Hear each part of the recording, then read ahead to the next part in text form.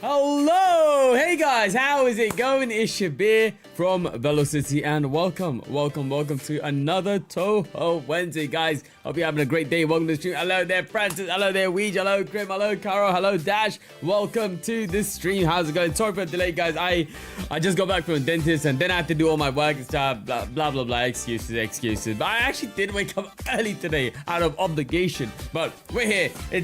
You know what? 3 p.m. start. Not the end of the world. Like, I have been later. So, hello there. How's it going? Welcome. But more seriously, though, our playlist mod, Kenzo, is on vacation. He's not with us today. So, guys, I'm going to be organizing the playlist myself. I do apologize in advance for one, adding things slowly, and two, things being pretty much out of order. I'm literally just gonna add them to the playlist as you guys send them in. I'm not gonna adjust any orders, man. You're getting the Shabir edition of playlists today. This is how we used to operate. This is how we used to roll before we had moderators, man. So thank you for the 3 months, baby. Appreciate you big time, man. All right, guys. Before we get started, though, on the playlist, we actually do have some light reading to do with Cola. All right, guys, it is time. Krim, thank you very much, man. I appreciate it big time. We have, I believe, 4 chapters today, starting from chapter 14. Excited for this. And also, speaking of excited for stuff, guys, double spoiler is almost on the menu. It's almost time for double spoiler. And obviously, we have the remake on the way as well. I'm very excited for that. But, guys, not much to yap about, aside from the fact that, as always, reading / clips over here on YouTube. And then we'll head on over to Twitch for the songs. Give me a bit. I think I'm... Okay, Dash. Cook, my man, cook. We are indeed continuing the book, Soup. Alright, and here you go. Be sure to subscribe and follow a bit. Oh, by the way, you guys might have known. Yeah, Jeremiah. Love that, man. Love that. At least he's a dentist who's obligation. You know, I have to, man. It's health, and I have to get it done. You guys, it's a pleasure to be with y'all. Getting my teeth like checked and looked at, bro. Pain peckle, man. How hard is it, Duke? How do you think we used to do things without back in the day, man, when we weren't popular enough to have moderators, Duke? Come on, man. I've been doing content for 13 years, bro. Nah, we're good, man. Let Kenzo enjoy his holiday, man. Kenzo, if you watch this, we got this, brother. We got this. All right, guys. Oh yes, lovely Krim. Awesome stuff, man. Good to hear. Very nice. All right. Hello there, Space Marine. How's it going? Welcome to the stream. Welcome. Anything else I wanted to yap about? Oh, yes. Guys, you may have noticed, but we actually now have an official calculator as well. I mean, we did have a calculator back in the day, but it was only myself and the mods that could use it because it was a local app. But now it's on the internet. Anyone can use it. We have it linked in the description of every goal as well. So literally all you have to do is just slap in what you want. If you have a playlist, you have videos, slap it in here. If you got read along, you slap it in there. If you got manga, you slap it in there, and it literally just calculates what you need. You can double check with us as well, but this should literally, we battle tested it as well. It should have everything pretty much accurate. So no need to. And a lot of people have said this has saved them money as well, because you know when they have a lot of shorts as well, sometimes you might not know how much a short is, because it's obviously a short one. You might put in 6, which has happened in the past, right? We just didn't know. Mods didn't know. The person requesting didn't know. But now with this, people have said, yo, this just makes it so much easier, so much quicker, and just like standardized, right? Essentially standardized between all of our streams, standardized with artists content as well. So it's just nice. It's nifty. Yeah, exactly.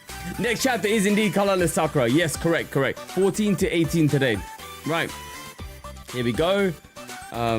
Yeah, I know, right? So, Krim, let's see if you can... I'm gonna say it, but it's still confusing, which is why I just use a calculator. All right, so, it's kind of an arbitrary rule, but essentially, right, you get 3 shorts for the price of 1 request, which is 6, right? And now you've locked it in. But if you want another short on top of that, any amount of shorts on top of that is just an extra 2, if that makes sense, right? You don't have to lock in another 3 and then another 3 and then another 3. If you want to send in like 10 shorts, it would be you send in the 3, which is 6, and then you'd add in 7 other shorts, which is 7 times 2. If that makes sense. It's a bit complicated. Right. It's a bit complicated. But if you literally just put it into a playlist and just slap it in here, it should calculate that. Like the algorithm works, the calculator works it out and all. But yeah. Hello there, Rockfella. Welcome to the stream, man. Welcome. Waiting another version. I go for the chapter in the 14, but 9. Ooh, Soup, that is probably because of the parting of the earlier chapters. The early ones are, you know, part 1, part 2s, first half, second half. That's probably where it's gone wrong. Yeah, or where I may have gone wrong. Anyway, right. Guys, shall we get started? Here we go. All right, here we go. I've got some nice OST ready for us as well. All right. Lovely, good stuff. I wonder, have I been just playing the same OSTs again and again? Krim, if you actually, I think we have, right? Krim, if you have any other recommendations, like, let me know. Just hit me up and then I'll play that playlist. I don't want you guys to get, I mean, how can we get tired of Touhou OST? Come on, man. Who the hell am I kidding? Anyways, all right. Guys, it's time for Colorless Sakura. I'll let this roll for now, but Krim, if you have anything else, hit me up. All right. The scenery as seen from Korindo was painted white from the sakura that heralded the arrival of spring in Gensokyo. I love how it's all going in like in actual chronological order, or at least seasonal order. Yeah.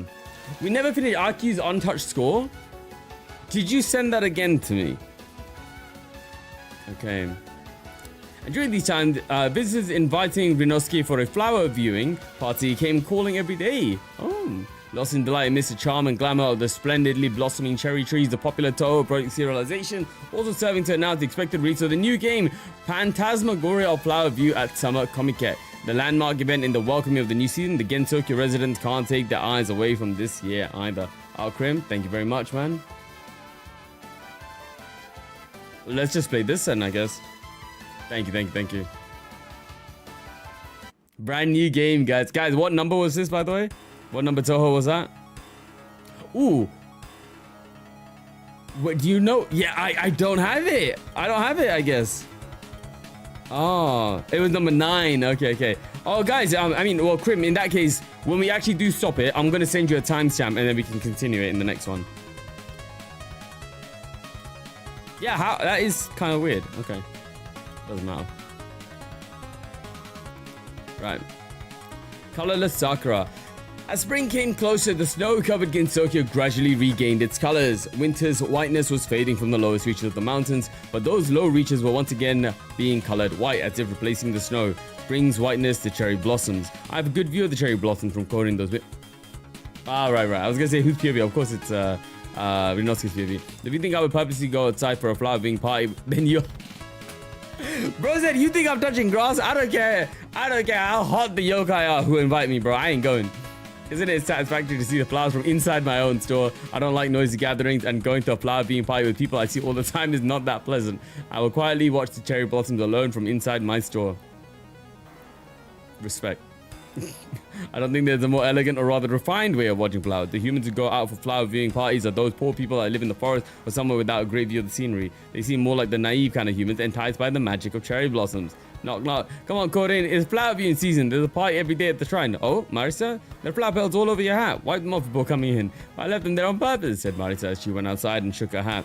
Marisa's house in the forest of magic doesn't have any tasteful vegetation like cherry trees, and in fact the forest repelled honest people, so it's extremely obvious that Marisa was elated to see cherry blossoms. So aren't you going? To the flower viewing party, I mean. A flower viewing party, huh? I have other things to do today, so I shall pass.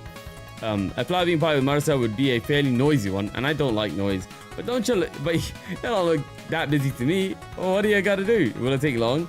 Yes, I have another flower viewing party to attend. A quiet one. Alright, go to your wake of a flower viewing party, said Marisa as she left off. I resumed my quiet event. Watching the cherry blossoms alone from the inside of my store was the biggest luxury I could ask for, and so it continued as night fell. The next day, the cherry blossoms were even more splendid. Since the previous day, give me one sec. Okay, alright. Where are we? Since the previous day, I had a flower viewing party consisting of only absent-minded looking at flowers. Today, I thought of having a more refined one, and I can think of nothing more refined than reading a book. My storage of books doesn't only have ones from Gensokyo, but also many from the outside. Still, I had quite a number of them about cherry blossoms, regardless of source. However, there wasn't a single book about the skunk cabbage, even though it's a related species of plant. Just from that, you can see that cherry blossoms were a special flower to the Japanese. Since a long time ago, both humans and yokai have been driven insane by the color of cherry blossoms. Some people would become exuberant under them, others would think of death in a sentimental fashion. Even in the distant past, the effects of cherry blossoms could be seen. Knock, knock, knock. Is anyone here? I wonder who it is. It's Yomu. I thought it was Reimu, actually. Welcome. It was a half-human girl from a while ago. Yomu, I believe. Thank you very much for before. Thanks to you, Lady Yoko was only a little angry with me. That's good to hear. I don't know to what extent, but from what I heard from Marisa later, this girl was made to gather all the stray ghosts in Gensokyo and was looking for unfound bodies. If so, yeah. If so, then she was in the middle of that punishment when she first entered my store. Was she in the middle of that punishment? Even then, if you say that, all I did was sell you an item. Are you looking for something to buy today as well? Hello, Duxers, welcome. No, I was passing in front of your shop and I thought of both giving you my thanks and inviting you to a flower being party. I think that if she hadn't said that she was just passing by, the thanks would have been high value. But anyway, it seems it's another party invitation. The cherry blossoms at my lady's garden are several times more impressive than the ones here, but even so, today's flower being party is actually at the shrine. Unfortunately, I have other things to do today. Oh, is that so? Well, the cherry trees will not run away, but the blossoms will, so please come see them while they're still blossoming. She's super sweet, man. Damn, okay. I saw Yomu out and turned to watch the cherry blossom several times, less impressive than the ones in her mansion while reading a book, and so it continued as night fell. Again, the following day, the cherry blossoms were even more splendid. By the way, the book I was reading yesterday was obviously mentioned cherry blossoms. There was also a roundabout way of viewing the flowers. As for why I would read a book about cherry blossoms while under them, it's just a way of enjoying life. People who don't know how to enjoy life are the simplistic and emotional kind. When they see cherry blossoms, they say things like, how pretty, or aren't they beautiful? Or then, there are many ways to enjoy the cherry blossom, and they know what they're talking about, but are actually only exposing their foolishness. Being satisfied with speaking whatever is on your mind is such a simplistic and childish attitude, you see. Humans who only talk like that are not much different from shikigamis or tools. When you just let yourself sense the blossoms in front of you without comparing them to ones from other places or ones you saw in the past, you'll gradually arrive at a true flower viewing event. To attain a certain sophistication, one must be able to appreciate subtleties. You know what? I somewhat agree with that, actually. Maybe I wouldn't have expressed it how he did, but I get it. Finding beauty in all things, even the subtle. No need to compare, right? Today I moved the heater I left out all this time into storage. Naturally, you couldn't get a real spring feeling with it around, but I still felt a little uncertain. Maybe the mornings and evenings would still feel a little cold. Thinking of the heater reminded me of Yomu coming here yesterday. The truth is that what she said about those magnificent cherry blossoms bothered me a little. For starters, the connection between cherry blossom and ghosts is a deep one. So when you talk about the cherry blossom in that lady's garden full of ghosts, you can feel some cause and effect there. There are a considerable number of plants that turn into yokai in Gensokyo. Wow, plants also turn into yokai. Okay. In Gensokyo, especially the cherry trees that lure people to their deaths, those have a great magical power. And not only cherry trees, but all kinds of dangerous plants exist in the forest of magic. Trees live longer than humans, and occasionally even longer than yokai. The only ones who have seen all of Gensokyo's history are none other than the trees in Gensokyo. Wow. Knock knock, is anyone there? Welcome, the store is open, so I imagine you'd be here, but the ones who came were the ones from some time ago. The vampire lady, Remilia Scala, and her maid, Sakuya. Anything can be a yokai if you want. Fair enough, fair enough. Yeah, I mean, an umbrella is a yokai. There wasn't anybody at the shrine, so I thought Reimu might have come here. I guess Reimu's going to be the last one here. If you look closely, the mistress's dress is also cherry-colored. Vampires live long by sucking human blood. They might fundamentally be the same as cherry trees. No, I haven't seen Reimu here for a while. Today I decided on a whim to have a flower being party at the shrine, but then she decided on a whim to not be there. The cherry-colored vampire had some unreasonable complaints. That's right, won't you come to the flower being party at the shrine as well? Is that okay, even if Reimu isn't there? The cherry blossoms are blooming regardless. And also, since the shrine is wide open, there will be food and drinks available, said the maid, smiling. With the maid like this around, I can't carelessly leave the shop unattended. Oh, man. Yeah, the Saigyo Ayakashi, the big cherry tree in the netherworld, that's the yokai tree. I see. Thank you, Krim. I'm glad you invited me, but it's still operating hours for the shop, so I guess I'll have to decline. If you see Reimu, tell her to get back to the shrine if you please. She said that, and then the both of them left. I kept watching the cherry blossoms as I packed up the heater, and then the day ended. Again the next day, the cherry blossoms were endlessly splendid. Did they ever manage to find Reimu yesterday after all? But then, even if Reimu wasn't home, it's easy to imagine them noisily carrying on under the cherry trees, and the image of Reimu's indignation at coming back from the evening and finding everyone helping themselves to her property was also on my mind. Cherry colored vampire and the red and white shrine maiden. If you mix red and white, maybe you would get that cherry pink color, but there is a big difference. The red and white are not there to be mixed. In other words, there should be a boundary between them. Since ancient times in Japan, red and white have been used for joyous occasions, and conversely, black and white are used for somber ones. All the girls trying to get him outside, man. Yeah, should be noted that for both, despite being on different ends, the color white is used. Putting it simply, you might say the color red means a good omen, while the black means a bad omen. That's how it appears, but it's actually not the case. The white is indeed indispensable. In that case, why does the white indicate? What does the white indicate, you might think? Firstly, it is not recognized as a color proper. Why? It's because it can turn into any other color, which makes it a unique type of color. If you were to give it a number, it would be 0. On the other hand, red is a color of human blood. White light also makes up the electromagnetic spectrum, right? Electromagnetic spectrum, the color portion of the electromagnetic spectrum. Oh my god, it's been a while. Damn. It's the color of a human's first perception of life, a color of genesis. You can think of it as existence itself. So basically, oh, no worries, man. It's you can get it from the Touhou wiki, if I'm not mistaken. I just got the text from Krim, who got it from the Touhou wiki, right? Basically, red and white symbolize the distinction between existence and nothingness. That's why the red-white boundary means joyous. By using red and white mutually, this border is emphasized, and the borderline represents the beginning of all things. That's why the ancient people thought of it as a good omen. So what about black and white? Just as white is not recognized as a color, black is not either. Black is simply darkness, and in the darkness, all colors turn black. Nothing can be born from there. If white is 0, then black is a void, imaginary number. Damn. Oh, nice one too. Besides them being 0 and void, nothing concrete can come from the border of black and white. Basically, life can't be born from it. The difference between red and white and black and white is analogous to the difference between this world and the next. So there's nothing mysterious about the fact that red and white symbolize life, while black and white means death. So why does the color of cherry blossom bewilder humans and charm a great many people? Oh, the cherry blossom is certainly white. Well cut. There's the sound of the door opening, but why wasn't anyone at the entrance? I'm looking forward to tomorrow's flower viewing party. When did you enter my store? Hey, hello there, Ivan. Welcome to the stream. Thank you, and greetings from the UK. And the NC's get up to the cat. The one who suddenly appeared in my store was Yukari. Oh my god. If she invited me to a flower viewing party, I would say yeah. I don't really like this guy.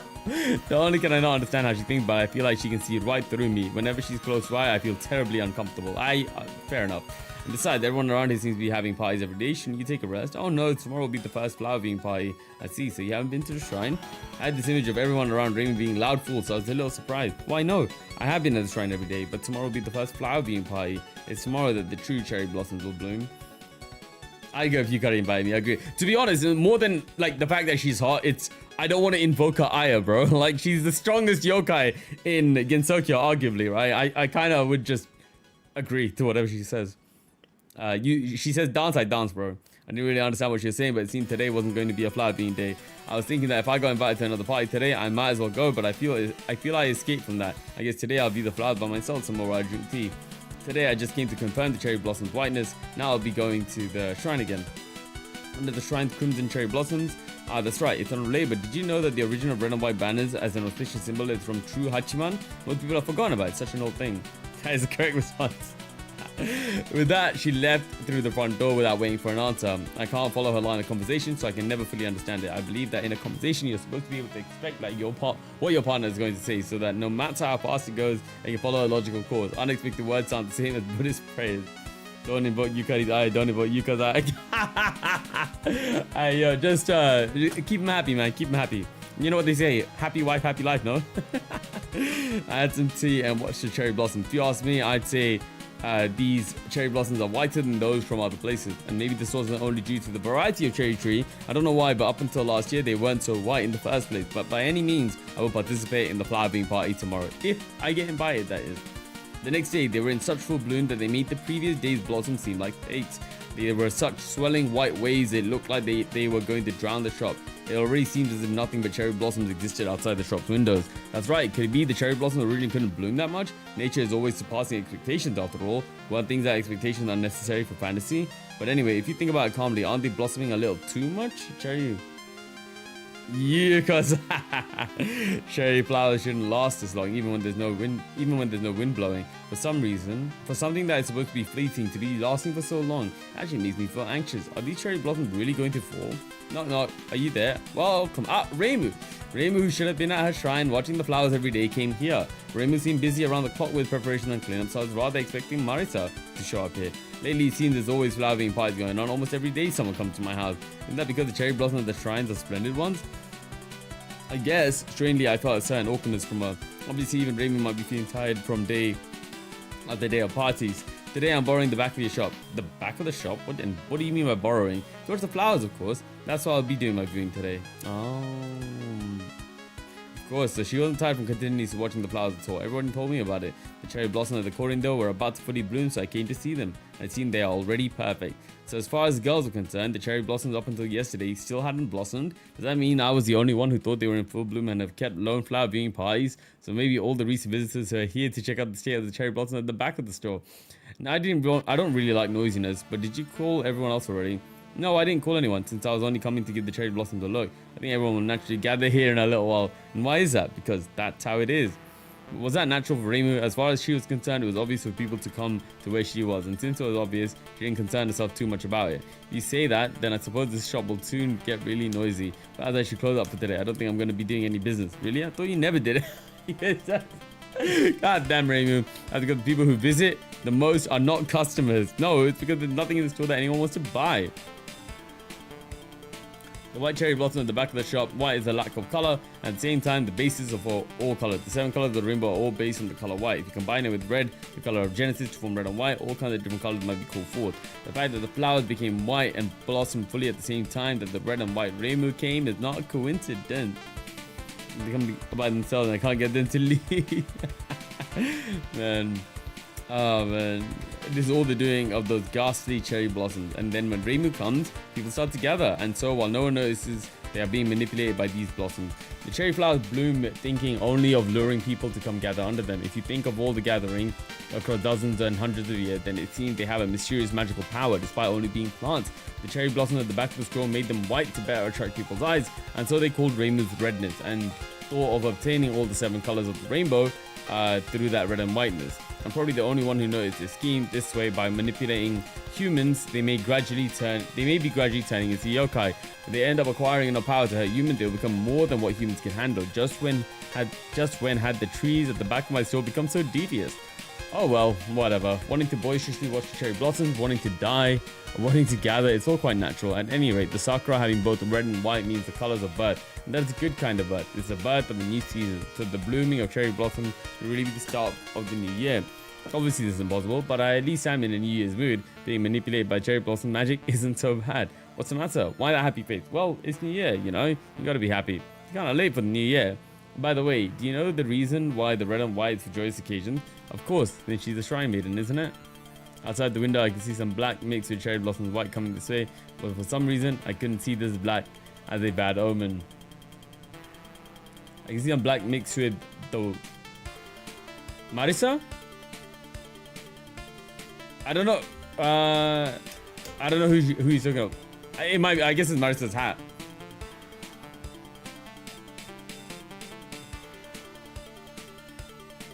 Very nice. Next one, a nameless stone. Okay. Rinosuke Morichiga conceived the name of things, but maybe it's for the sake of this unconventional ability that he opened Korindo, an antique store. Maybe it's because he loves objects so much that he became able to perceive their names. And it was to him that Reimu brought a strange stone. Oh, a philosopher's stone. The mysterious stone whose names not even his ability could perceive. Oh my god. What is its true nature? In this chapter of the popular Touhou Project serialization, the glib and image of Korindo blow through a languid midsummer afternoon. A nameless stone. In the beginning, nothing in the world had a name. It was a world in which all things were mixed together in chaos. However, the gods in those ancient times gave a name to every last thing, and so the orderly world we see today was born. We're naming something a new border is created to make that makes it recognizable as one thing. You can say that the power to name is the creation to produce the object from nothing. It's clearly the same power as the gods. And because of the strength of the power, the things themselves remember the names, and that's why I can see those names in them. I left the windows open so as to let the summer breeze blow throughout the store. The sunlight in summer was so strong it made even walking outside a trial. It wasn't. Oh my god, dude! Today I walked to the dentist and it was hot. It was so hot, man. It wasn't so bad inside the shop, and just to enjoy the breeze a little more, I hung a wind chime by the window. Knock knock, you're here, right? I am, but why do you sound so happy? That's not that this is unusual for you, Marissa. I don't know if it's unusual or not. She said she took off her hat and sat atop a pot for sale. Even if she wants to play it cool, it's way too hot today. It was full-blown summer outside, and she had that big skirt and pretty dress. I worried that big black hat and heavy clothing was too hot for her, but the big hat should block most of the sun's rays, so perhaps she was unexpectedly uncomfortable. I mean, dark colors absorb sunlight, right? So she's gonna get even hotter. Rather than reflecting. This summer's brutal. Yeah, man. Here in Europe, we're struggling out here, man. Ah, it's so hot. My brain's boiling. Oh, and I picked up this thing here. Maybe it's a stone from the outside world or something. Martha took out a small square stone. Surprisingly, it had some metal legs growing from it. Quite a mysterious stone. What the hell?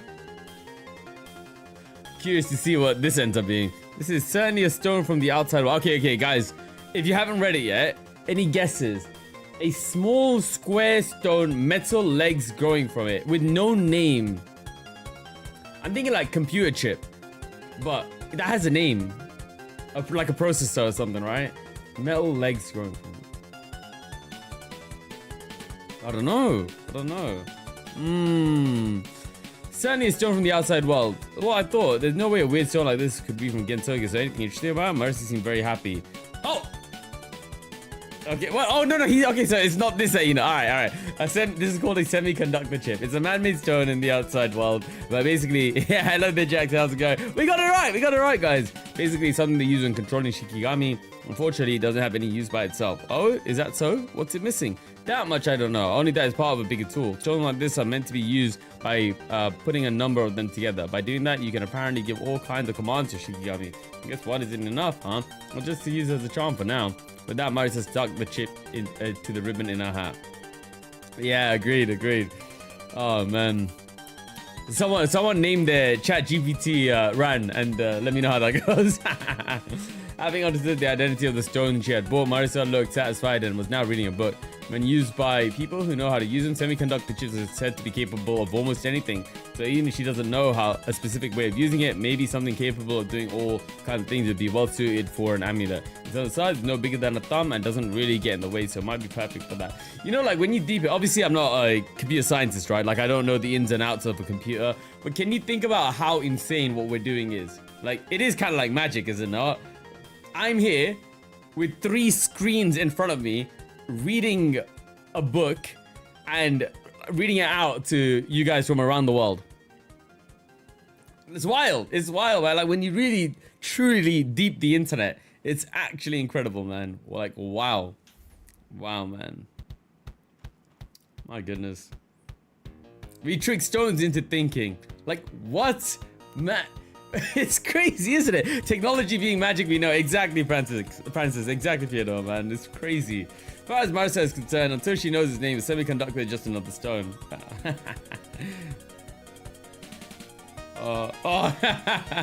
Ooh. Nice.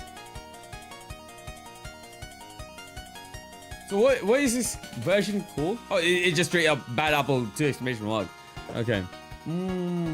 This is the OG Bad Apple, yeah? It would have been unheard of when I was a kid. Exactly, Dash, man. I grew up in the era of dial-up internet and floppy disks, so imagine now. Man, it's the original version, yeah. I didn't just make up that name, however. It had already been named. The difference between Marissa and I is simply being able to see this name or not. Receiving an object's feelings and perceiving its memories are one and the same. It's a matter of having love for them. Just by having this love, something like knowing a name becomes trivial. Ah.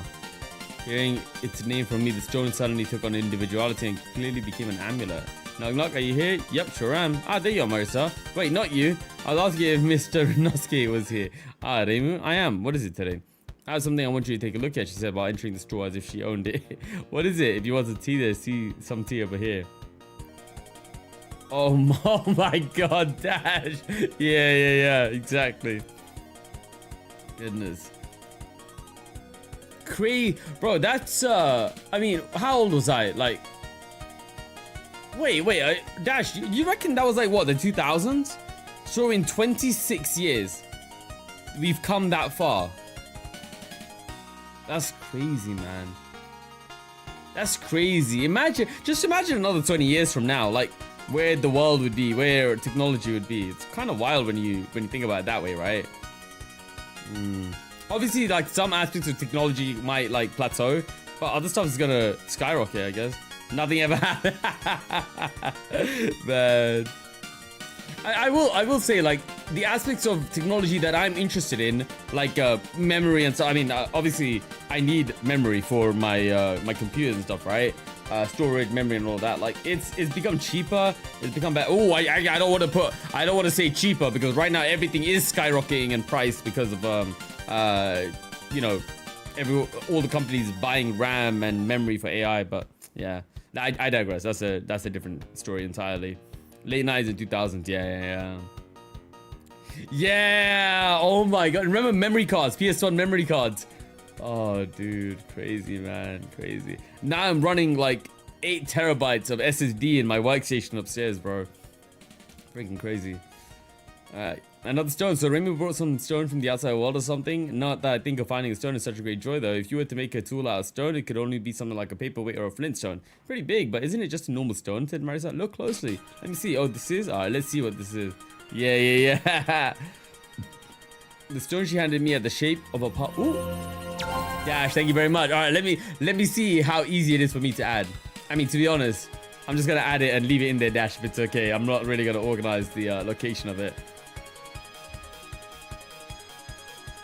Alright, so save. There we go. And save. Right, should be in the playlist now. The only things I'll make sure to do is that any clips that we get, I'll bring it forward. But songs, I'll just leave it as you guys request. Nice, Dash. I look forward to it, man. Thank you very much.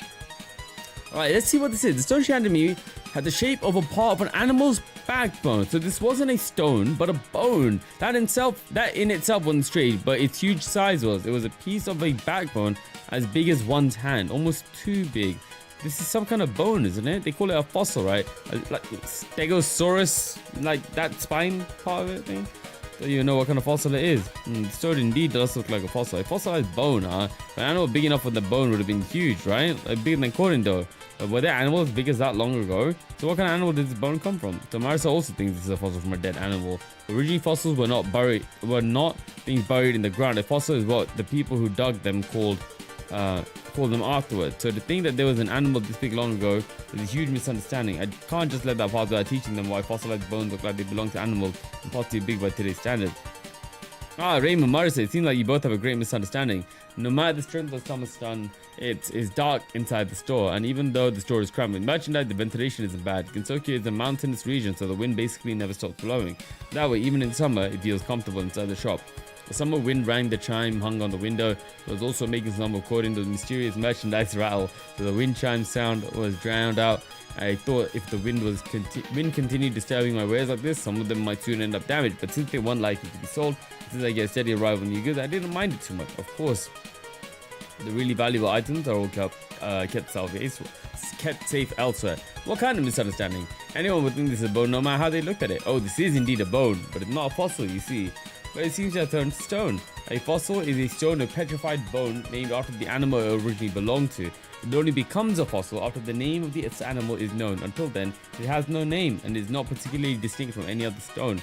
In that case, if I asked you the name of the animal it belonged to, it will become a fossil. That would indeed be the case, but actually that's impossible. This animal was from before the time the gods named everything. A nameless animal is only the kind of thing that even my ability can't identify. Yo, hello there, Edit. Sorry to ask you this. When it comes to the section of the manga read, can it be any manga or manga? Anything. Anything goes, man. As long as it's not RAC. I know you would have said that in. Anything's fine, man. As long as it's compliant with YouTube or Twitch TOS. We'll probably read it on YouTube. Yeah, most likely YouTube. It's all good. It's all good. In that case, since I discovered it, I can name it, right? At the same time, the power to name is a god's power. The gods. Yep. Should be all good. Let me know if you have anything in mind specifically, and I can have a look at it. But and I'll let our mods look. But otherwise, it should be all good. The gods themselves didn't have names in the beginning, like with Take Mikazuchi or Mikoto or Hachiman. The name of gods we are familiar with nowadays only represents but one aspect of these gods. Take Mikazuchi no Mikoto was originally Mikatsuchi, pot spirit, and just as the name implies, he was a god lodged in a jar. When his name changed to Take Mikazuchi, he changed from a god of sorcery, as implied by the pot character, to a god of swordsmanship, implied by the thunder character. By changing his name, the god changes his nature, which is evident that God's name is only one aspect of themselves. In the beginning, the gods had a much more ambiguous shape, so they were named as entities with no particular distinctions. Conversely, the gods who retained the original form can only possess things from before everything was named. If a god were lodged in something with a name, then it could only display one of its aspects. Are you saying that you want to make this a fossil instead of a bone? That's not what I meant. It's just that knowing his name gives me a bad feeling, you see. And I'm curious as to what kind of creature an animal this big could be. You'd say that the owner of this bone was big. That's your biggest misunderstanding. But try to imagine an animal large enough for this bone. Its height would surpass the shop by far, and length would be as big as the shrine grounds. There's no way an animal this big could have ever lived. Think about how much food it would have to gather, and it wouldn't be able to move its body quickly. And how would it be able to take care of its offspring and leave them enough food? There couldn't possibly have been an animal that needed a body so big. Huh? But this is a bone, isn't it? And when I found the fossil or fossil-like stone, it was full of them. What are all those then? What are those? Journey Mercy didn't seem interested and was reading a book. I guess she doesn't care about things like ancient animals. Except that this isn't a story about an ancient animal. It's a progressive topic. The animal this bone belonged to was a really normal size, and this bone used to be the same size as those we're familiar with. But after it died and its flesh went back to earth, its bones continued to grow. The proof of that is only recently having these huge fossils being discovered and everyone making a fuss over them. Some time ago, they were still too small and nobody could have found or made a fuss over them. Are you telling me that after it died, the bone continued growing by itself? There's no way that could happen. Of course, normally something like that wouldn't happen. But then why did this bone get so big? Yes. The reason is that this actually isn't a fossil. It was actually from an animal from before everything was named, you see. I picked up my cup of tea. The tea had already cooled, but I let that happen on purpose, of course. Only people like Rainbow can drink hot tea with straight fish during the summer. I love that, man. Not having a name means that this animal wasn't distinctive from others. It just blended in with the world. You couldn't say it was stone, bone, soil, or animal. It just was. It was something close to a god's original form. Therefore, it was the only kind of thing a god could take residence in. And so in the distant future it could gain corpus and reign above the ground. These god-bearing bones are enlarging to a size fit for itself. Wait a moment, you're going too fast. I can't keep up. Really? But it's simple. The bone you have is part of an individual that will turn into the incarnation of a god. I somehow doubt that. The fact that it continues to grow is one evidence, but there's an even more definite proof. The fact that even with my ability I can't see its name, which is to say that it doesn't have a name. I love how, like, it seems like Rinosuke's just yapping, bro. I love it. He's, this is his field and he knows. Yeah, exactly. I love that, man. I love that. And what kind of god this bone will I said, what kind of god this bone will become? As in the zone. Can't you imagine it right away? An incarnation of a god with such a huge backbone, even in Gensokyo you really see one. I'm sure you know about them. Of course, that's what it was. Now I get it. The sun was beginning to set. The sky was slightly tinged in red. The midday heat had all but subsided and the sound of the wind chime was left as a reminder of the day's heat. The two of them seemed satisfied and went back. He knows what's up. But not even I can see the names of things that come from before the age when the god named everything. But when humans find a bone from that age, they just name them as they please. When they do that, the nameless piece of a god becomes established as just another stone. This is what they call a fossil. When a piece of god turns into a fossil, it then stops growing. And when a human sees this bone stop halfway in its transformation, it says something like, long ago there were animals this big. It's slightly pathetic how lacking the imaginations are. Damn, dinosaurs aren't real? No, there's one more thing I forgot to ask. Rainbow came back just as I was removing the wind chime and closing the door. What is it? Still something about the bone? From your story, I understood that this bone was part of a dragon. I was actually thinking dragon. But in the place where I found it, I also found a lot of old shellfish fossils. And those are sea creatures, right? Do you know why they were there? Maybe that Gensokyo was underwater long ago, even though it's deep in the mountain. Humans with such scarce imagination are seen pitiful by other people. They think that because there are sea creatures buried in so places underwater so long ago, it's simply too pitiful. I guess the dragon could have gathered to eat them, right? Or gathered them to eat. Really? So there were shellfish buried along the dragon long ago. Why does that make you think Gensokyo was underwater long ago? Well, isn't it true? If a place that the sea becomes dry land, the shellfish would get left behind. Now that's all. The sea slowly becomes all land. All the sea creatures were left would have fled deeper into the sea. On the other hand, if there was an incident severe enough to turn the sea into land instantly, their shells most likely wouldn't have remained in their original shape. In any case, no way they'd remain in one place and turn to stone. You see? So what are the shells then? Dragons, you see, have to be born in the sea, and for them to be reborn, their bones must lie be like the sea. So the shellfish are there for this image. I never heard about dragons not being able to revive away from the sea. I'd really hope that Rainbow, who's a shrine maiden, would have more knowledge about gods than me, but then again, she's just a child. So I guess I have to teach her some more. Dragons are reborn in a thunderstorm at sea, rise to the skies and soar through the heavens. Proof of that is given by the fact that the sea, the rain, and the heaven were all named by the dragons. You seem to know a lot, though I can't be sure this is all true. The reason is that the sea, and he continued yapping. The reason is that the sea, rain, and heaven are all essentially the same word, because the character for three of them can be read as Ama. The word fisherman is often read as Ama, which proves it actually means Amabito, people of the sea. Rain umbrella is read as Amagasa, and the river of heaven, Milky Way, is Amanogawa. Dragons call upon thunderstorms while soaring through the heavens, and the dragon palace is said to be in the middle of the sea. So even you can see that they have a profound connection with water, can't you, Reimu? I saw that Reimu was still a little doubtful, but I wanted to improve her imaginative capacity, so I continued. One more thing, as proof that dragons run through the three Ama, there are the rainbows that cross the sky, while those appear. Oh, I love this song, man. I love this track. While those appear after the storm is because they are traces of a dragon's appearance. Ah, now I see. I think I understand what you mean. That's right. For a dragon to be born, the three Ama must be present. The rain and the heaven are here, but Gensokyo doesn't have a sea. That is why the dragon creates an illusory sea. And as an image of this illusory sea, there are the clam-shaped stones that sleep alongside him. Reimu seemed convinced. I went back to the shrine just before it became dark. I did not make up a single word of what I told Reimu and Marisa today about the dragon stone. Only that I know about that. Only I know about that, but the truth is that fossils are also called dragons in the outside world. Dire dragon, winged dragon, sea dragon.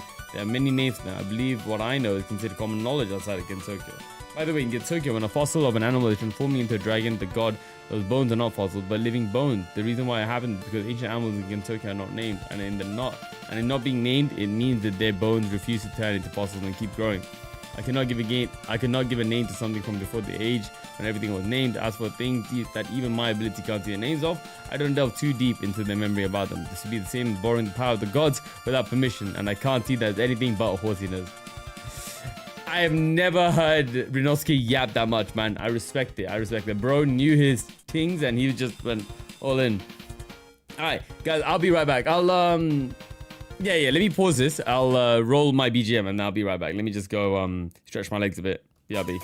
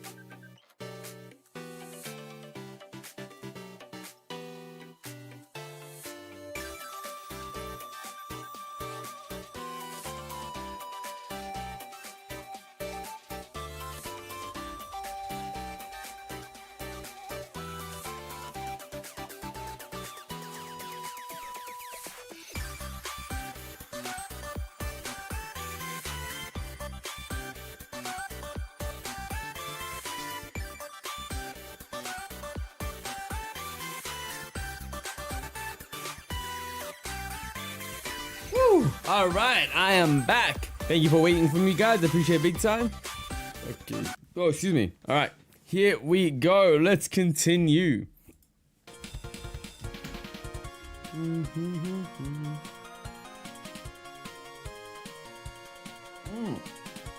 Non-functional Shikigami, okay. Orno, the shop that deals in items from the outside world. And it was there that a type of Shikigami called a computer happened to appear. In order for the inhabitants of Gintoki to be able to use the Shikigami, an indispensable something was lacking. Power? In the chapter, the popular Touhou Project serialization, usually troubled Renosuke tried to speak, but what is he keeping to himself? Okay.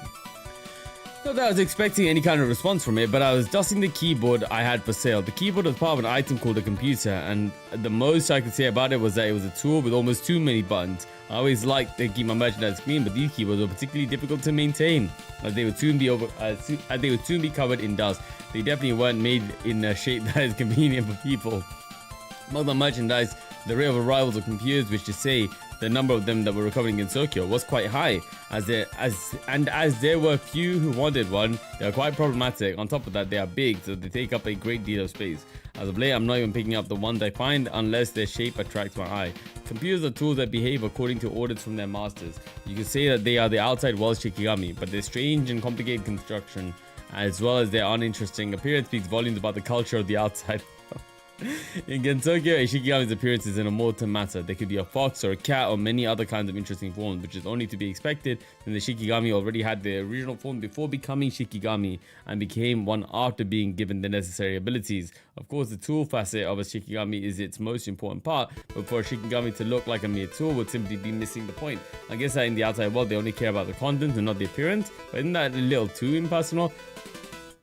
God, I wish my computer was a hot anime fox girl, bro. I'm just saying. No, hey, it's getting pretty chilly, huh? Looks like the season of short sleeves is almost over. You still wearing short sleeves? How long did you think the summer was going to last? Soon it'll get cold enough for me to have to bring out the heater. Nah, even though I'm weak to the cold, I don't think you need that yet. But hey, isn't it strange to put coffee in a bottle with a small mouth like that? The drink Marisa... The drink Marisa had just identified as coffee while having a somewhat familiar name wasn't actually coffee, but a drink called cola. I see. I drink from the outside world. At least for drinks, you don't have to know how to use it, just what its use is in order to drink it. What, cola, you say? But hey, shouldn't you just drink things? You shouldn't just drink things you found lying around, yeah? They can't play any games. But you can play games with her. Let me cook. You have a Gijinka door closer. That is correct, though. That is true. SPONSA-chan does exist. I love that, though. Thank you, Jeremiah. Don't worry, this is for sale. Because here at the coin, we sell the items we pick up. While she didn't certainly understand my logic herself, Marissa seemed to agree as she sat atop a desk. The days were starting to get shorter, the sky was already turning red, the kind of color that prompts one to head back home. It's often said that in autumn the days fall as fast as a bucket, but since that means the speed in which the bucket falls, it doesn't quite match the idea of the sun setting earlier. Maybe the explanation is wrong and there's a more profound meaning to it. I'll think about it next time I have time. Oh yeah, can you give me one of those computers over there? Oh, really? You're saying you want to buy one? I'll give you a bargain. Nope, don't got any money. I just thought having a Shikigami would be fun. No money, you say? Well, I guess I can just put it on your tab. And people who come to look at stuff they don't intend to buy are called window shoppers. Then what do you call people who come to get things they don't need? Thieves, bro. Marisa shoppers would be suitable? Yeah, sure, that works. Alright, I don't know what other choice I would have had anyway, but make sure you pay it off later. Now then, I have many different kinds of computers. Big ones, small ones, what do you want? Give me a big one. Stronger, bigger, stronger, right? Marisa had already hefted a big computer in her hand and walked out into the evening with it. It was an unsuitably large item for such a small girl, but when watching her emboldened figure carrying it, it felt extremely Marisa-like. It was kind of mysterious. Tools were usually simpler the bigger they were, and Marisa's big computer looked quite simple at first glance. However, its insides were surprisingly bizarre and complex, more than anything else in Gensokyo. Shikigami, as complex as computers, could only be created by the skills of the outside world, and not only computers, but from tableware to sheets of paper used for newspaper, most of my items are the results of the technology in the outside world. And the humans that the yokai usually prey upon are humans from the outside world. As a closed space, Gensokyo seems to have warded itself against the benefits from the outside. They say that if you can't beat them, join them. But you shouldn't join something stronger just because it's safer, easier or safer. It's immoral to train those that become weakened by cowardice, scurrying into tiny spaces like mice. When you put yourself with something bigger than you are, your outlook widens and you have many more opportunities for learning. But shutting itself off into a closed space, Gensokyo gradually forgets about its benefits it gets from the outside world. And using an iPad as a coaster. Oh, as a frisbee. Oh my god, bro. Wow, man. And this is not limited to Gensokyo. The smaller the place you put yourself in, the more you don't know the benefits from the bigger things. In this kind of situation, thinking that Gensokyo is somehow better than the outside world is but arrogance. When living in a small place, people get arrogant and lose the drive to improve themselves. By looking at Gensokyo today, one can understand how both humans and yokai are just carrying on with a degenerate lifestyle. Interesting commentary, yeah.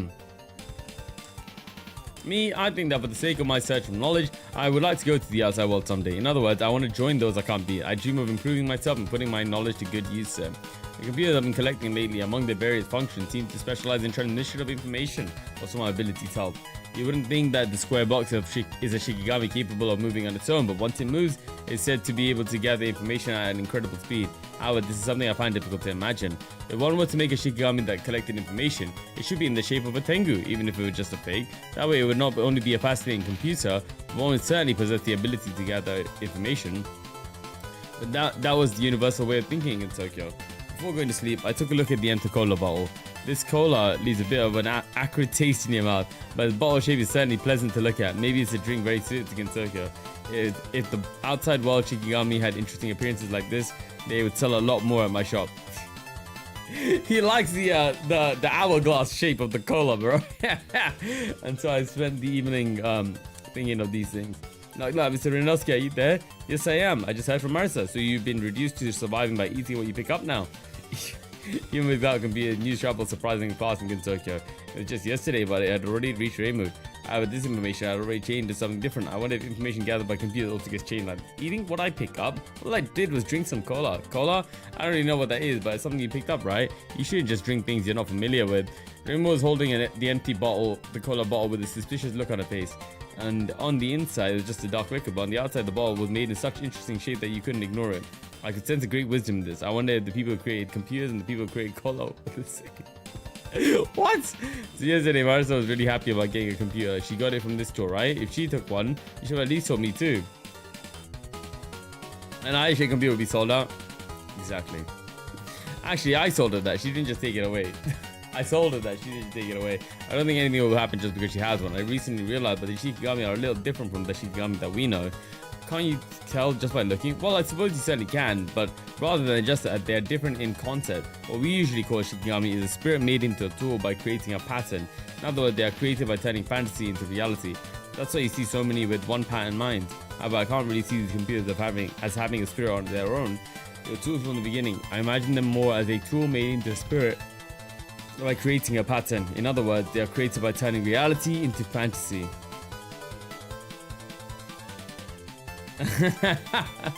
Man, I don't get it. Like, dolls that move on their own, you mean? In the outside world, things of fantasy don't exist, or rather, things that don't exist are called fantasy. That's why humans invented tools that can create fantasies. That's why Zun created Touhou. Touhou 11 happened because Kanako wanted aircon adverts. What do you think Marisa is going to do now that she has one of the Shikigami? She'll likely just neglect it like a metal scraps. Knock knock. I heard that. I didn't just scrap it yet. I didn't scrap it just yet. So you were there, Marisa. I wasn't getting anywhere with the computer, so I took a break and came on over. Don't you have any more cola? Cola tastes like medicine. It's really not that good. I thought it'd at least be as useful as a doll or something. Marisa was standing in front of the door, looking just like she had let a prankster fairy escape. She had a clearly disappointed look on her face. A doll? And since when are dolls useful? Yo, that came from the heart, man. Alice? Question mark? Hey, there are people that use dolls to help them around the house, right? Isn't that kind of like using a Shikigami?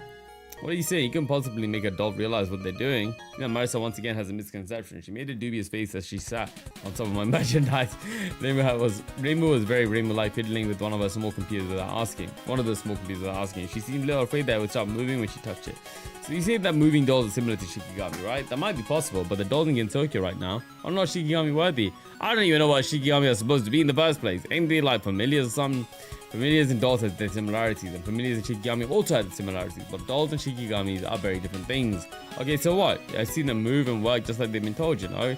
But dolls, you see, are only being manipulated. Is this where current gen AI would fall into, I guess? Like ChatGPT and stuff. Marisa's face was tinted red. The evening sun was already setting. From now on, the day would get shorter, and the power of the yokai would only continue to become stronger.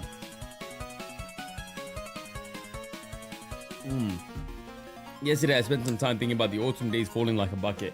What if the falling like a bucket is not referring to a bucket down a well, but rather to a yokai named the Tsurebe Otoshi, who attacked people from atop the trees during dark nights? In other words, maybe it means that as autumn advances, the Tsurebe Otoshi becomes more active. In this case, there's no problem regarding speed or time. So the dolls are being manipulated. What's so different about Shikigami? It looks like they're always being manipulated too. To make a doll move its hand, you have to pull a string attached to them. To make it look like it's walking, you have to pull the string on its arms and legs. To make it appear alive, you have to pull all of them. But did those dolls have strings? They don't have to be physical strings. It could be magic or something else. There's certainly some kind of manipulating power. For a doll to move its right hand, someone must manipulate it into moving. For a doll to help with the housework, you have to manipulate it into doing housework. That sounds pretty handy. That should make doing chores by yourself a snap, right? I suppose it would. If you manipulate many things at a time, then not only will it become easier, but it will also let you do things you couldn't normally do by yourself. I get that, so that means if a doll is talking, then it must be manipulated to look like it's talking. Just a lame one-person act. And that's what the Shikigami, they're like servants who move according to orders. Hey, isn't that the same as a doll? Amy was also in front of the computer, not trying to make it move, and now drinking tea, she no longer seemed interested in it. They're completely different. Shikigami move according to orders, and they can have other abilities. If we were to compare it to the dolls from earlier example, you could say that if you want Shikigami to move their hand, you'd have to pull it. Just saying raise your hand would be enough, because Shikigami are alive after all. Just because they're alive doesn't mean they have to follow orders. If I told you to raise your hand, would you do it? Yeah, sure. Look, you really are a hopeless kid. But then what? What do I have to do if I want to use a computer? While you're talking, it just become a little darker. Soon enough, it would be the time for the Tsurebe Otoshi to go on a rampage. But in these guys' case, it's more like they would gladly go searching for the Tsurebe Otoshi, even if they had no business doing so. Well, in that case, you'd at least have to possess enough power to make the computer listen to what you say. In other words, if you can't beat them, join them. Will there come a time like that? Will there come a time when these computers could be useful using in Tokyo? As far as I can see, it's not likely that the ones in Tokyo could become used in daily life without the benefits from the outside world. In that case, the only way to employ computers would be to go to the outside world. Transmission of information in Tokyo is fast, because there's a lot of curious people. If people here are able to gather information themselves instead of using the outside world Shikigami, the computers might not be needed in Tokyo at all. Well, I looked at the non-functional computers. I thought that for the sake of learning, I too would have to someday join them. them being the outside world. Gensokyo take benefits from the outside world and for granted, and that's why everyone needs a freewheeling life here. At times there's only two worlds, and ideally in items from the outside world. Even though we charge inside Gensokyo, we take from the outside world only the things we deem convenient and pretend to be independent. But the truth is that if the outside world were to crumble, Gensokyo will soon follow. And on top of that, while being in Gensokyo, you can't affect the outside world in any way. The people living in Gensokyo are leading a life in a small place from which they can't get out, and I understand that to be simply the easiest choice. Marisol's probably thinking of having a computer do her housework for him. But a tool from the outside world wouldn't show his true nature to the indolent mindset typical of a small place. If I were to use Shikigami, I wouldn't think of any other than a computer. But until the time I can give orders to computers and attain greater strength than what I have now, I'll just continue studying about them, studying about the outside world. What happened? It's already dark, so I guess we better get going, right? Too bad I couldn't figure out how to get my computer to work. Oh yes, and remember not to put things you find laying around in your mouth. Yes, it is quite late. Oh yes, wait a moment. So before you go back, I have a gift for you. I think of it as a sample. With that said, my gifts already... I said that with my gifts already in mind. Yes, something I could give to these people of Gensokyo who are lacking whatever to make these Shikigami move. Well, like a berry pack? Something that would convince them to proactively join something bigger. I gave a cola to Mari-san. Okay. Rinosuke, you cheeky bugger, bro. Alright. Price of paper in Luoyang. I think this might be the last one. Let me just double check.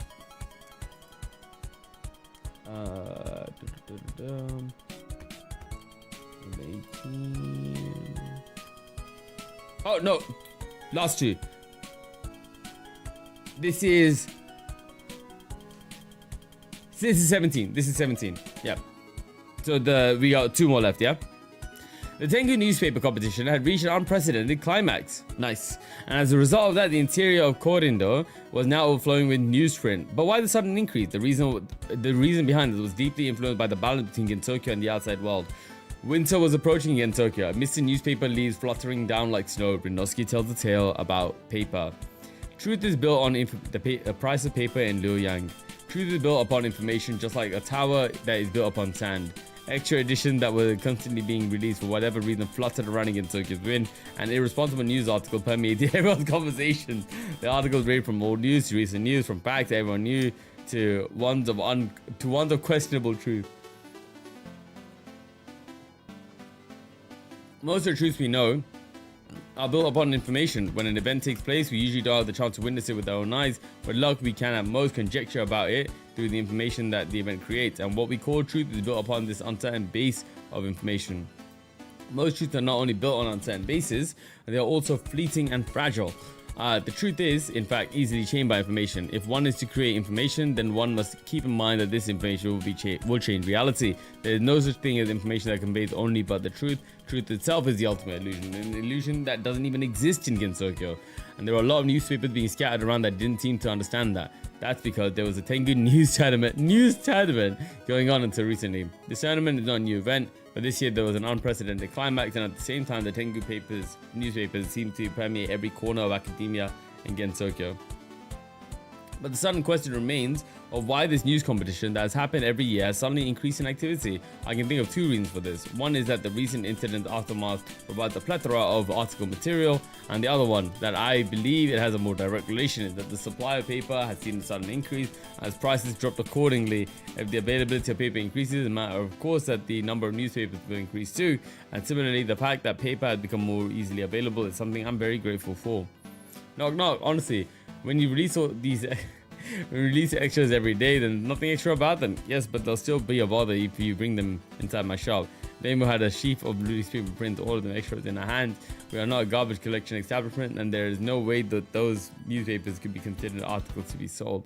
Oh, what are you doing? You don't seem to be reading a book. I was facing the table, moving a hand, and I was holding a writing brush. Yes, I had started to write a book. I'd always wanted to write one, but couldn't easily get a hold of enough paper. Excuse me. But now that paper is easy to come by, that's at least one thing I can do.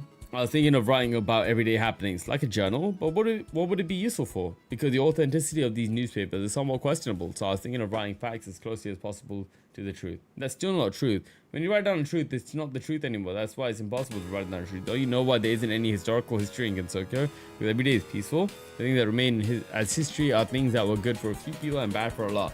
And even if you have an incident, it's quickly solved. That's not all to it. Is a simpler reason for the lack of history. Hello, Hattori. How's it going? Our conversation was interrupted by the sound of a window pane breaking. Extra, extra! If you don't read it here, there'll be no tomorrow. You know, a distant Tengu voice through the broken door. I quickly went and looked through the broken window, but the figure of the deliverer was already far away and didn't seem to worry about the glass that she had broken. Jeez, they call it an extra or whatever, but can't those Tengu deliver things in a more calm manner? The fact that they are distributing extras around is already weird in itself. As an emergency measure, I stuck some of the old newspapers Rainbow had brought over the broken window. Even the newspaper pages, it gives you an appearance of poverty. Excuse me. But it would work fine as paper frames. It was a season of cold winds out there, and it was better to cover it with newspaper than with nothing. Will a newspaper frame get torn really easily, like when another extra gets thrown through the same window? No, that won't happen. Even if it's a newspaper, paper is stronger than glass by a wide margin. I wonder about that. Haven't you ever thought about that, Remo? Why such thin and weak looking paper is used for door and window frames? I mean, isn't that because it lets light through? And if that were the only reason, it wouldn't be strange if they had been all replaced by glass by now, right? Would it? And lately, the need for gathering light from the outside is decreasing. I told Remo about the mysterious nature of paper frames with borders. Even a child could tear that paper if they wanted to. They were touched by dirty hand. Their original state can't be restored, unlike glass paper frames can't be washed. Paper frames, yeah?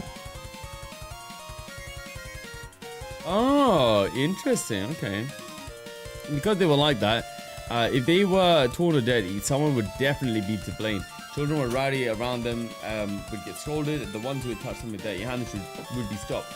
For these kind of individuals, the paper frames served their purposes as paper frames. In most cases, this was the duty of those who lived in houses with paper doors. The steadiness of the paper frames would be ultimately based on the power of the household to keep them that way. In a way, their strength is immeasurable. Okay. Thanks to the paper frame, people don't act violently in buildings, and nobody handles doors roughly. If they were replaced with steady material like iron or stone, then the behavior of people would turn rougher. They would even start acting violently inside the building, and before long, even the sturdiness wouldn't hold. Paper frames have the power of preventing dangerous behavior from people. The strength of a paper frame is not definite, it is proportional to the strength of the one living inside it. The paper frames of an abandoned house can be torn apart by even a baby, but not even an adult can tear the frames of a shrine housing a god. Hey, Mr. Renoski, do those unbreakable paper frames have eyes? Looking at the window, I saw an eye peeping through the hole in the newspaper frame. Oh my god. So what did today's extra say? As a punishment for making a hole in the newspaper window, I made Marissa fix it. It was really unimportant. Incredible. They decided the winner of the Tengu newspaper competition, some paper I've never heard of, the Great Tengu's Kurama Humorous Report. That's really unimportant, isn't it? That's really unimportant. I guess it's entertainment. I've read that the Great Tengu's Kurama Humorous Report already, but this extra that was just thrown through my window, the Boom Boom Maru newspaper was so exaggerated. It was somehow cute. It's kind of a great way of telling reality, and all of its articles were riddled with hard truths, yet written in a humorous manner. In addition, everything was packed together so tightly, as if trying to appear voluminous. That's truly awful. Maybe by having a lot of news crammed together, people who just couldn't think deeply about anything would get a sense of having acquired more knowledge. If knowledge was just enumerated information, then wouldn't human wisdom be the same as books and newspapers enumerating events? The reason that we can get knowledge from books and newspapers is most definitely not because the knowledge is written on them. The things written on books and papers are but an uncertain basis on which to conduct the truth. It's just information that's not enough to gain knowledge. When you think about what information is, it starts to become knowledge. Regarding its content, at least, the Boomamar newspaper has more inquiries, and the knowledge goes much deeper than compared to the Great Tengu one. Also, I think, well, regarding its content anyways. Oh my, okay. By the way, the number of newspapers suddenly increased. Why has the number of newspapers suddenly increased so suddenly? I had no idea before, but this newspaper competition is held every year, isn't it? If that's true, then the competition can't be the only one, the only cause, right? The main cause would be the paper becoming much more accessible. The price of paper in Gensokia has dropped sharply. It seems a great quantity of paper is dropping in from the outside world. Oh, excuse me. But as phantoms and now paper sound like all things are dropping. Computers are Shikigami, capable of gathering information without using paper. like in paper. When you consider that together with the increase in paper, then you can say that paper has already reached the realms of fantasy as a form of transmitting information. It may even be the case of it may even be that the act of writing books itself has already become fantasy in the outside world. But thanks to that, I'm thinking about writing one now though. Maybe they're becoming forgetful. You mean that all the writers are forgetful? Yeah, like they're all like Indian strawberries. You mean like that and Nichiren Osho? I believe what you two want to say is 3-day monk. In Tokyo doesn't have any historical history, and that is not because every day is peaceful and the incident gets solved so quickly. It is a simpler reason. That is because the yokai lifespan is too long. Even they just recite history, right, rather than record it. Even if an event were to become history, as long as the involved party is still alive and can go change the information at their will, the real truth cannot be determined, and not upon this uncertain foundation. Truth is a tower built upon the sands of information. If a truth of uncertain authenticity is built, it will crumble in the wind. No matter how many towers of truth are erected, they can all melt under the rain. Objectiveness is the most important thing in history. Where the concerned party is still around, it cannot be quite separated from its interests, and that is why there's no history in Tokyo. You know what? I agree. I respect that. I intend to use paper that fell from the outside world to write about the Gensokyo I see in the most objective fashion I can. If that can become history, then the beginning of my writing of this book will become our very first history. And this first history will be exactly about the birth of Gensokyo's history. I wrote at the beginning of my book, the history of Gensokyo has been born. Anyway, this is just too much paper. Where are the Tengu gathering so much of it anyway? The only reason for the amount of paper to be increasing is because it is decreasing in the outside world. Like I said before, they're very useful to paper as a way of transmitting information. It might already be fantasy. There's all word of mouth now. Well, there are certainly there are a lot of people in the outside world, so they must have a lot of mouths to feed. Mouths at least. Oh god. So that means that in contrast, communication through paper might become popular in Gensokyo. Yeah. Like the Tengu newspapers, you mean? That'd be annoying. Yeah, it would be annoying. Well, I suppose it would be annoying. Gensokyo's history will soon be born through my hands. The age will come when my book will become Gensokyo's history book. At this time, academism will start to take place in Gensokyo, and Gensokyo will become closer to the outside world. Incidentally, if my book does fly off the shelves, it would help a lot with the shop. If I sell more than just the goods I collect, then Korindo may rise above that of a mere second-hand store. Due to the large amount of paper draining down in Gensokyo, its prices will drop. At the same time, newspapers and books tend to be written, increasing their demand. Just because it's out there doesn't mean that people know how to use it or utilize it to their fullest ability, right? I think there's a gap in the market for Rinosuke actually with this. A cheeky little business venture. But the price of paper goes down and Gensokyo goes up in Liuyoung. When paper disappears in the outside world, it proliferates in Gensokyo. When a large flock of crested ABCs fly through Gensokyo's sky, they must have disappeared from the skies of the outside world. There's a balance to everything. People who only focus on small things, you would never see the balance of the world. Respect, fair enough. Oh, okay. I imagine like some of Zun's thoughts are in like, you know, Rinosuke's maybe I mean this is Rinosuke's POV, right? But yeah, we do have Zun's afterwards anyway. But really all these papers are completely pointless stories, like figuring out the width of the Santa Road. What's so good about that? Marcel was flipping through the sheets of old newspaper Reimu had brought, reading some of the pointless contents in them. Because the width of the Santa River is related to how many times you have to take the ferry across it, even a human like you would be relieved in dying knowledge, isn't it? Dying knowledge it. What? Even a human like you would be more relieved in dying knowing it. Oh my god, I can't read today, man. Isn't that so?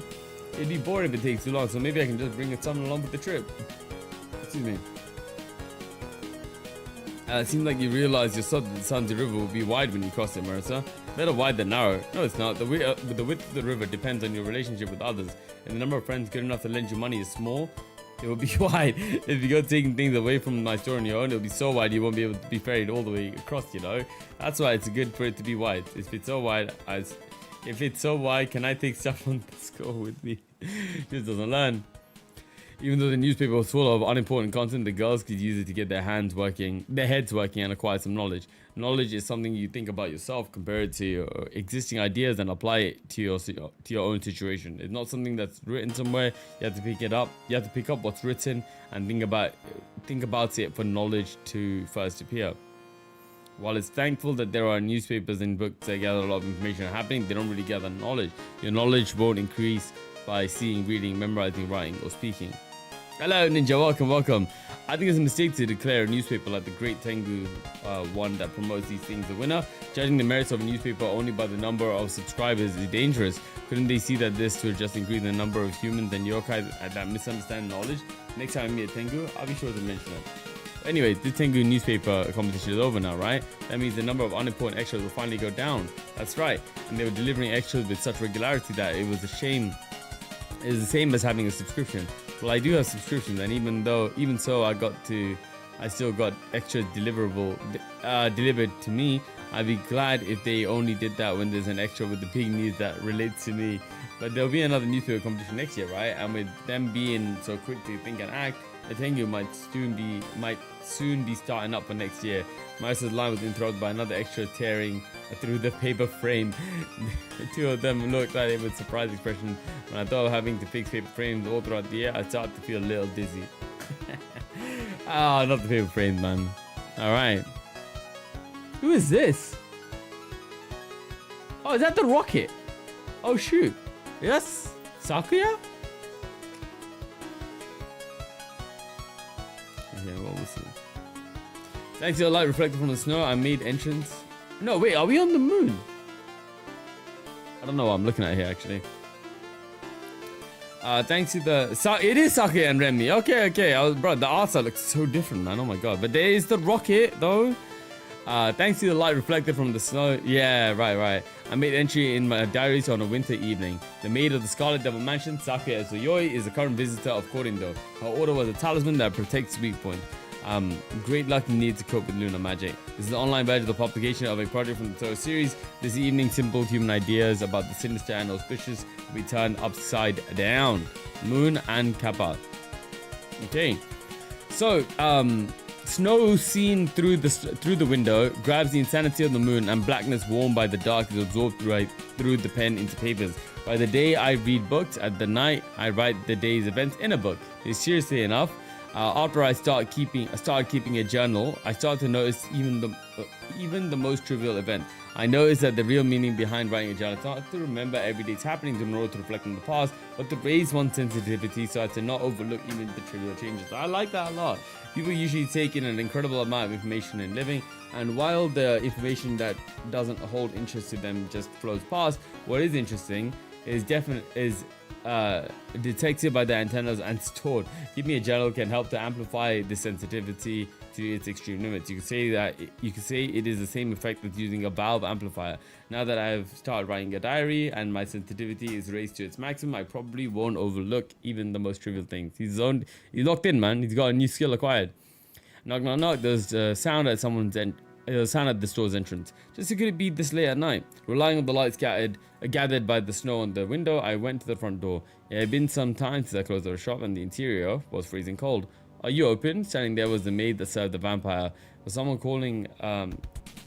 that came calling in the middle of the night, she didn't seem in a particular hurry. But I suppose that most of her hours of activity were nocturnal. By the look on her face, you consider it normal to go out in the middle of the night. And Mistress being a vampire, I guess that can't be helped. What are you saying? All the lights are off? It can only possibly mean that we are supposed to be closed. It could be that you're conserving energy or absent. I was wondering which it could be. I wonder if, in case that I was absent, she was planning on coming inside by herself in order to get what she wanted. This is why I don't leave my place carelessly. I'm looking for a lucky item. Do you have any? I lit the store's lights. At the same time that this vanquished the madness of the moonlight. It brought back the gloominess of the night into the store. I believe it is a very uncouth thing to come to visit a shop after it's closed. As long as it's a customer, I don't mind too much. I've even had customers visit ridiculously early in the morning. Lucky, say. That's a rather vague request. I have a meteoritic iron with an engraved gate that I just received. Oh, that sounds pretty good. No, not something with such little credibility. Don't you have something you can tell is a good omen just by looking at it? I couldn't possibly imagine what you would use an object of good omen in the middle of the night. Used for an object of omen in the middle of the night. But if it was something I had for sale, I wanted to sell it. Luckily, lucky items are usually articles with little utility, so I don't have much interest in them. I told her, in that case, I have just a lucky item for you, and went to fetch an article of exceedingly good omen that was lying deep in storage. Okay, Oh my, it's such a colorful tortoise shell. And that certainly seems to be a good omen. Red and blue, black and white, and yellow at the center. All in all, 5-colored shell. All in all, a 5-colored shell. I don't think I've seen anything with a better omen to it. But a shell like this seems strange for a tortoise. It's too big and rather smooth. Right, this isn't a tortoise shell. It's a kappa's 5-colored shell.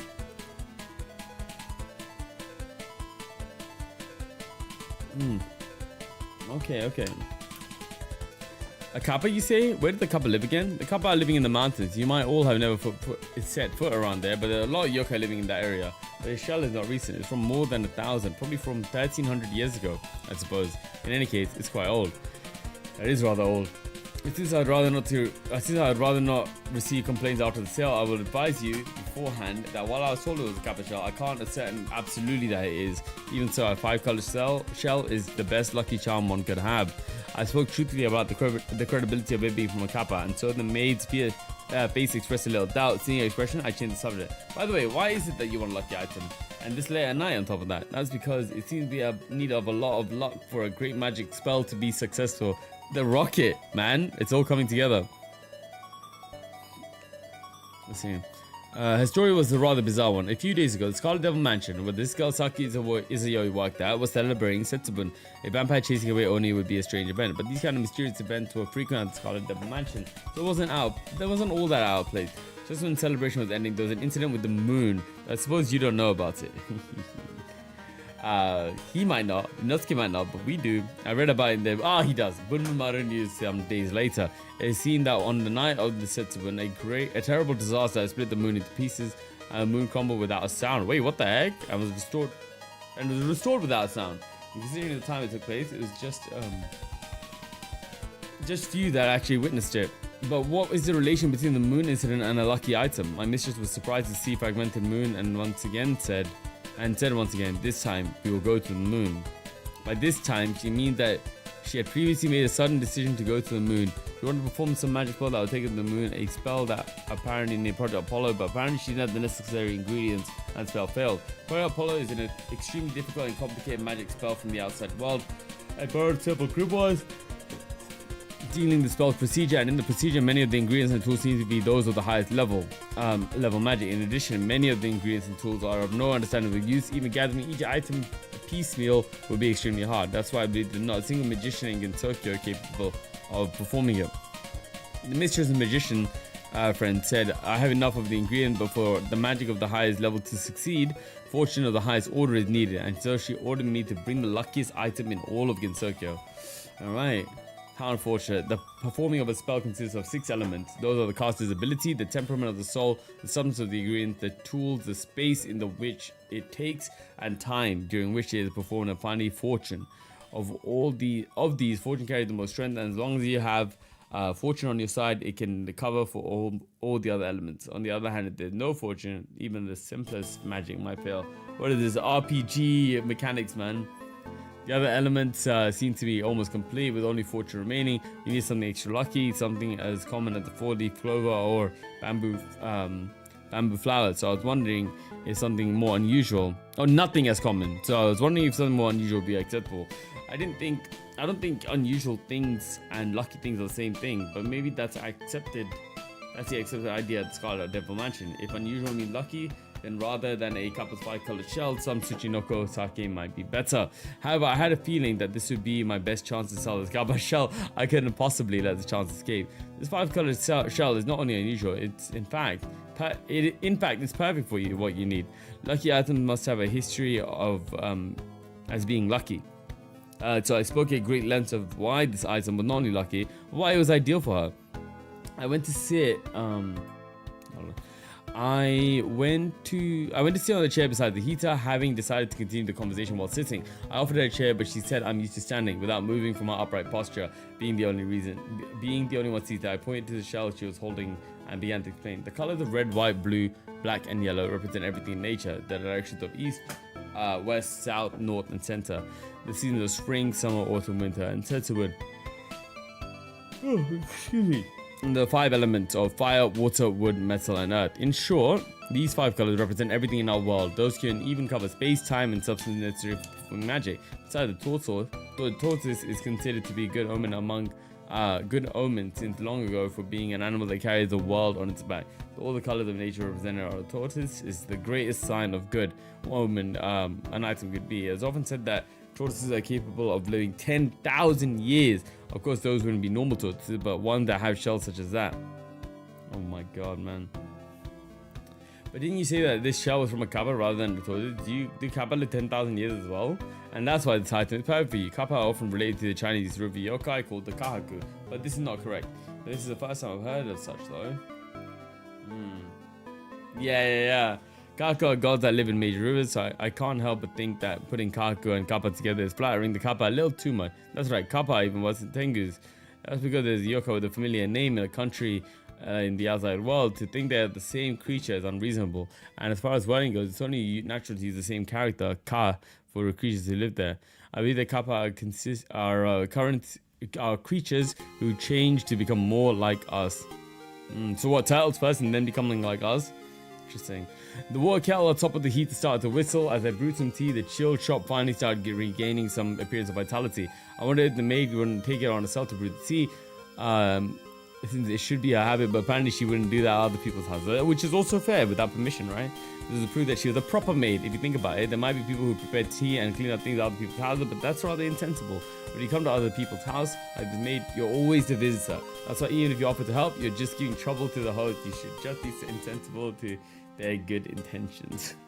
The maid should be insensible wherever she is and always avoid discourtesy. Very different from a certain someone that comes to my shop and makes tea and drinks it on her own whim. So I serve the tea as well. So where did the kappa come from? If you think about the form of a kappa, you'll soon be able to answer. A kappa's form, now that you mention it, is the kappa shell smooth? Yes, a kappa shell is a different shape from the turtles. I don't think the origin of the kappa is related to the kahakame. Okay. But by any means, it's for someone who comes calling in the middle of the night, this maid doesn't seem to be that much in a rush. Maybe she's had thought from the beginning that going to the moon would be impossible. She looked like she was just going along with the mistress's version of play. Give me 1 second. Okay. Kawakami, the river turtle. Their name in kanji is written with a character meaning great turtle. What these characters express is the idea of a huge turtle. It would not be unusual for a fully grown one to reach the size of a human. When these turtles live for many years, they become able to understand human speech and gain the ability to take on a human form, becoming kappa. Have I met any kappas in the game? Like actual character kappas? Kawakami, I've never heard of them. And are there, or not even in the game, man, in general? Are they really such big turtles? I have, yeah, okay. There's big turtles in rivers. It's not impossible for them to be sea turtles. He talked about like she had seen a sea turtle swim before, which makes me a little curious, but I went on. Nitori. Okay, hold on. Let me just Google her again. Touhou Nitori. Right, where's her shell? Oh, the backpack? Oh my god. She's a kappa? Damn, okay. Okay. Huh. Okay. Thank you guys.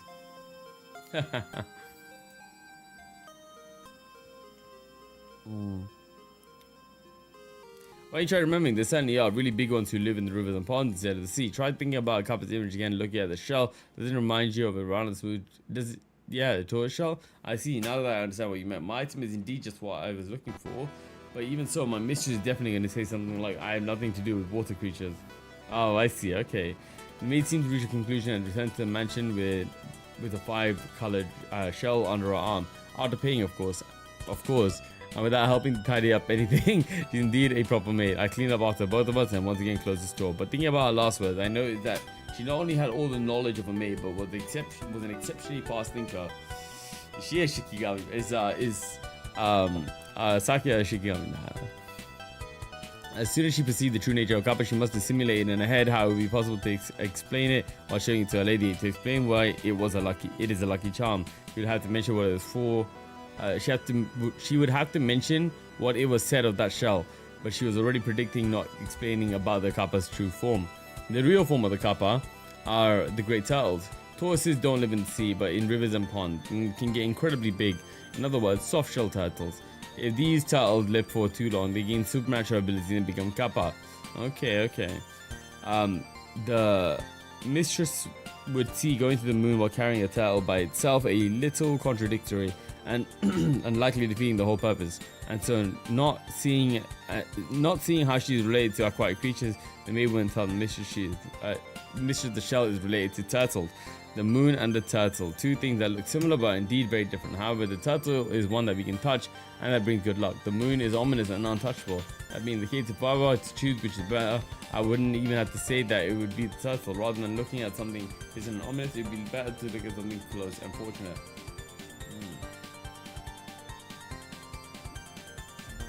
She should have realized that much, that using a turtle to get to the moon was ridiculous at first glance and did it on purpose. The mistress won't probably notice, but maybe it would be good enough for her if someone knowledgeable enough in the Scarlet Devil Mansion realizes it. As for me, more than an unexpected income, I got a small feeling of exaltation as that 5-color turtle shell was too big, no one else was interested in it.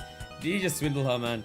Practically defective stock, and even though it's supposed to be a copper shell, it was suspicious. When the maid came here, I thought that would be my last chance to sell it and use my utmost sensibility on that shell and that girl. Yeah, I love it, man. That's why I love like POV stories as well, because you can truly see it from their point of view. Because imagine us, I would love to hear Saki's point of view of this. Like, I went to a shop, I asked for a lucky item, and I got this copper shell. How the hell am I gonna, what am I gonna do with this now, man? Looking at the outrageous goal, look at the outrageous goal of going to the moon and that very maid-like way of acting. The relation between Kappa and Turtle and between the moon and Turtle suddenly flashed through my head. Because it's a lucky item, it doesn't matter that it's completely unrelated. That's why I talked about it in such a roundabout way. Of course, I'm sure she'd soon understand that and decided to take the article as it was calculated. I put the brush down and looked through the window. At that moment, the impression of the moon had shown red for an instant. Alright, so guys, this is not the lunar incident. This is the one, this is another opportunity to go to the moon, is it?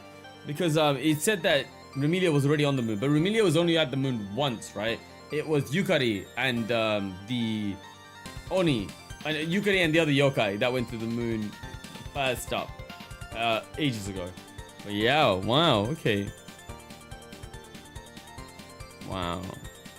Alright, and now the next one called Dragon's Camera. But alright, guys, it looks like that is it though. That is going to be chapters 14 to 18. Let me just double check that. Color of Sakura to Moon and Kappa. Lovely, lovely, lovely. Krim, thank you very much, man. Appreciate you big time. Always a blast to read. Always a blast, man. Curiosities of Lotus Asia Part 1, everyone. Thank you, thank you, thank you.